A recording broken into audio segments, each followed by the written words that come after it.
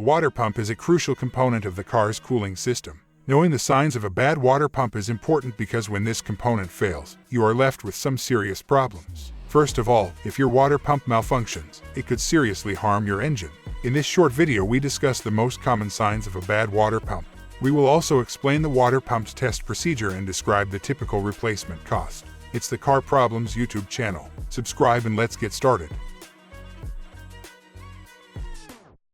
Overheating engine. The coolant is in charge of maintaining the engine temperature within the acceptable operating range. When the engine overheats and the temperature gauge begins to rise, the coolant isn't functioning properly. One of the causes of this occurrence is a malfunctioning water pump. Air pockets or contaminated fluid in the coolant system are other potential causes. Another possible cause is mechanical malfunction, such as when the thermostat malfunctions. There are several possibilities if you determine that the water pump is the offender. It might simply have grown stale or worn out. Infiltration of debris or freezing temperatures could have also caused the impeller to break.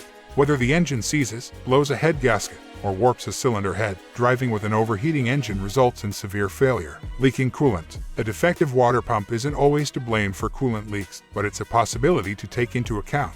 You might want to check the pump if coolant is dripping from the front of the engine. Both the seal on the water pump's shaft and the gasket surrounding it may be to blame for the leak.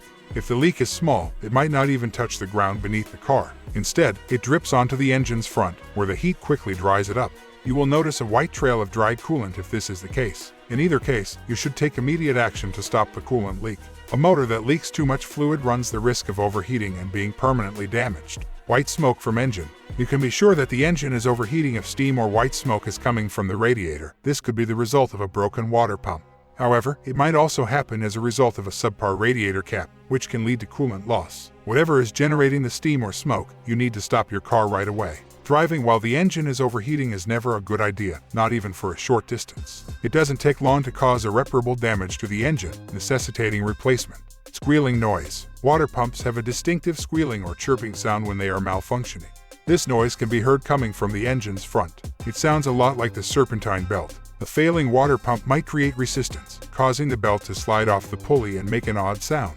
Usually, a shaft bearing that is worn out is the root of this issue. There is no time to waste once you hear the noises. The water pump is failing. These signs should serve as a signal to you that you need to act. Unstable engine temperature. You might notice the engine temperature varying between normal and hot, though it's less frequent. The engine will begin to run hot if the coolant cannot circulate and lower the temperature. However, if you are traveling at highway speeds and there is a lot of air circulation, it might decrease slightly. In either case, you should have the cooling system checked if the temperature gauge ever crosses dangerous thresholds. How to test. You should pull over and investigate if the temperature gauge starts to rise or if strange noises start coming from the water pump area. With some straightforward tools, some diagnostic procedures can be completed at home. Here are some things to consider. Park on a flat surface. Stop the car's engine. Working on the cooling system is best done after the engine has cooled down. Check the pulley for the water pump. Pump pulleys should be gently moved back and forth. There shouldn't be any motion visible. The pump may need to be changed if there is any movement. Check for leaks in the system. You will be able to determine whether the water pump is to blame if you can identify the source of the coolant leak. Look for the leak around the gasket or at the water pump housing. Replace the pump if it's leaking. Examine the reservoir for coolant. The coolant level will be lower if there is a leak. When you don't perform a coolant flush, for example, contaminated fluid can cause leaks at the water pump gasket. In some circumstances, removing the timing cover is necessary in order to inspect the water pump. Most amateur mechanics are unprepared for this procedure because it can be difficult.